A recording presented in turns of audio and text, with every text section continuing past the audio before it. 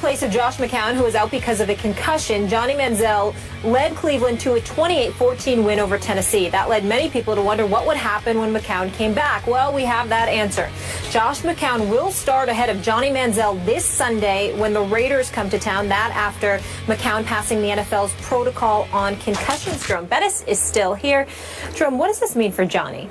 Actually, you may think I'm crazy. I think this is great for Johnny. Everybody's saying, oh, man, you know, Johnny's going back to a backup. You have to understand part of this could be a test. They want to see how are you going to respond, okay, because you're this new Johnny Manziel. How are you going to respond going back to the number 2 position after you had a good game? That's part of it, one, okay? Can he be this veteran guy that he's claiming to be now, okay, and not this young, immature football player that he's once been? So now that's part of the process, but the other part is he's still developing as a quarterback. So now what you see that the things that you've given him in the offseason, they're paying off. They're working. So let's continue to develop him, continue to work with him. He doesn't know all of the nuances of the NFL, of the quarterback position. So now you're giving him a chance, and he's watching it, and now he's going to be a lot more invested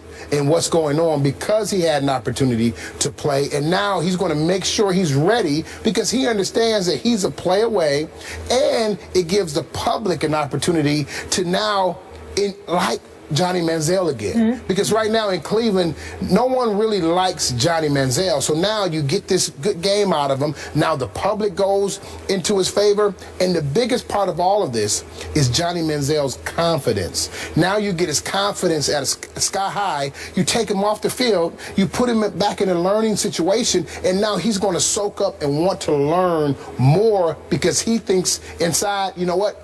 I'm ready. I know I can do this. That winning is contagious. Because at the end of last season, he said some things about, well, if I can't get better, if I can't do it, I need to find something else to do. That is a sign that there's no confidence there as a football player. So now you're building his confidence, okay? You're building his resume.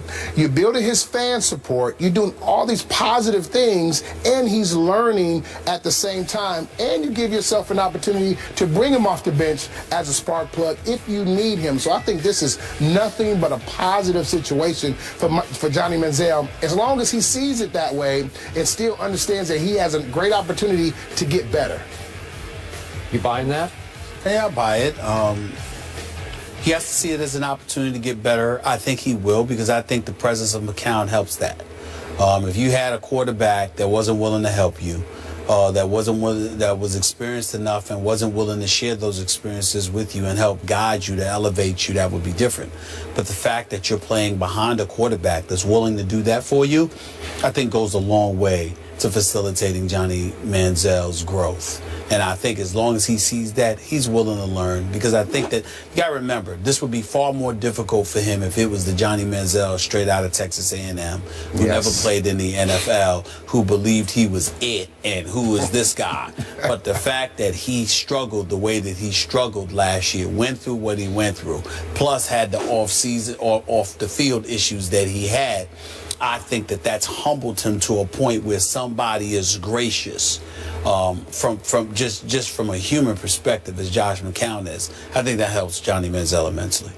But Jerome, back to your point about how nobody in Cleveland likes Johnny right now. I think if you left this to a fan vote, Johnny would win the starting job against the Oakland Raiders this Sunday. You disagree with that? No, I believe he possibly would, but you know, that's that one game, we love you, and then you have a bad game, and then you go back to the bottom of the heap.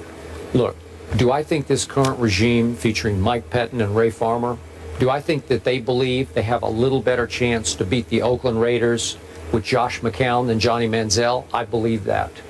I believe they would like Josh to play every game from here on out through the rest of this year because they think Josh could save their jobs better than Johnny could save their jobs at this point in Johnny's growth. I said this to start the show, and I'm going to stick by it. On draft night, Patton and Farmer were not remotely on board with even drafting Johnny Manziel. So when the owner overrules you and the quarterback coach is on your side, he's no longer there. He's been replaced. it's a bad situation from jump because you're with two guys who are the two primary football decision makers who do not believe in you and your very unusual skill set. And as I always say, you either gulp the Johnny Kool-Aid or you're going to spit it out because it's going to have a bitter taste to you because it is completely unconventional. I think it makes them nervous. Josh McCown makes them very comfortable. So I'm not surprised they went back to Josh, though I think the fans, especially the season ticket holders, would rather lose with Johnny than lose with Josh because it's just a lot more fun. It's a lot more fun to watch, right? So they're doing what they need to do to save their jobs, which I don't think will get saved at all. I think this will be their last year, one and done this year. So do you think, let me ask you this question, do you think it's beneficial for Johnny Manziel to go back to the backup role? Like I said, earlier, I think it's a benefit, big benefit to him as the backup right now. The only reason I can see some positive there is this is the worst supporting cast offensively in the National Football League. No joke. Yeah. Isaiah Crowell, really? I mean, seriously? He did average more than 4 yards a carry, though. He's okay, but he's not Jerome Bettis, right? Yeah. He's not Emmitt Smith. There's no difference maker. I like Travis Benjamin a lot. He can fly, but he is not a difference-making receiver, and he's the best of the bunch. The rest of them are all undrafted, unnameable type receivers. And your offensive line has a great left tackle, and the rest of them are turnstiles all down the line. So you're going to be running for your life, and God bless Josh McCown because, well, you saw what he did. He vaults into the end zone, helicopters into the end zone, and got concussed. He's just trying to score, just trying to survive. They're all trying to survive. I hope Johnny winds up somewhere else. That's just me, because I think this is an unwinnable situation in Cleveland.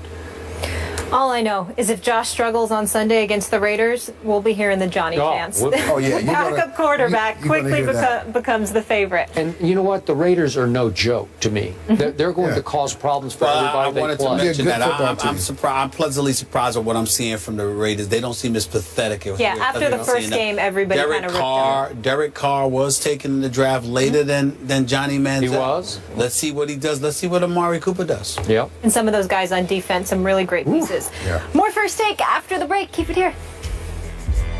Battle throughout training camp, and now 3 games into the season, Ohio State still hasn't definitively settled on a full-time starting quarterback. Apparently, Urban Meyer doesn't think Cardale Jones or JT Barrett have done enough to earn that distinction. Stephen A., what should Urban Meyer do here? Keep Cardale Jones in the lineup. That's all. It's just that simple to me. Yeah, he wasn't that impressive. He went 4-9 through 2 interceptions. We understand that, but the entire team looked ill-prepared to play football Saturday against Northern Illinois. Let's just call it what it is. I think this particular struggle was on Urban Meyer. Urban Meyer, we know to be an exceptional coach, a great coach, champion multiple times over. We know what this man's resume entails, but I thought Saturday afternoon's performance, this team didn't seem as prepared as I'm accustomed to seeing his teams be. JT Barrett can play. We all know that JT Barrett had a sensational season prior to going down before Cardale Jones ended up coming in and shellacking Wisconsin in the Big Ten championship game, and then the national semifinal. They obviously won before beating Oregon for the national championship. They beat Alabama in the national semifinal. Cardale Jones was the quarterback for all 3 of those games. And coming into this season, we know they intend for this to be his last. And then JT Barrett could come in there and take over the helm then. It's a good problem to have. If he's playing like garbage, you pull him out and you put JT Barrett in like you're doing now. But I don't think you change the formula. Cardale Jones needs to stay the starting quarterback for the Ohio State Buckeyes. I don't like your formula. Why is that? If he plays like garbage, you yank him. That's all. Okay, so that's anybody. I feel that way about anybody, pro or college. I'm putting Saturday on Urban Meyer for a very different reason than you are. Please. You want to talk about a quick hook? He yanked Cardale Jones, and we both agree that Cardale should be the starter. He yanked him in the second quarter after he'd thrown 9 passes, which included obviously 2 interceptions against Northern Illinois at home. You cannot do that to a quarterback. It's the hardest position, as I think you would agree with me, to play in all of sports. Confidence is the utmost of the requirements, and you can't look over your shoulder thinking that your head coach is going to yank you in favor of somebody who has had a whole lot of success playing that position last year for your football team for an extended period of time in J.T. Barrett. So you have to, with conviction, go with one or the other. And if he plays light garbage into the second quarter, you have to let him play his way out of the garbage. Because I'm here to say that game ended up 20-13. If he had stuck with Cardale, I think Cardale would have figured it out and they would have won much. It would have been 30-13. Well, my retort to that, Skip Bayless, would be this. If J.T. Barrett would have started quarterback instead of Cardale Jones, and he did the same thing, then Urban Meyer would have yanked him for Cardale Jones. The reason being is that the way this situation is structured at this particular moment in time, you know, Urban Meyer had a very unique and great problem to have. Braxton Miller is a Heisman candidate. He goes down. J.T. Barrett comes in. He's playing lights out. Then he goes down. Then Cardale Jones comes in and he handles his business and delivers a national championship. Then they turn around after all of that.